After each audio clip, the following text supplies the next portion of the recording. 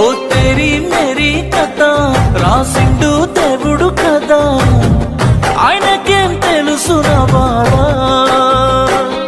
ఓ తెరీ Mary కథ ఒకటయ్యే పెళ్లితో కదా, నీకేం తెలుసు నా బాధ.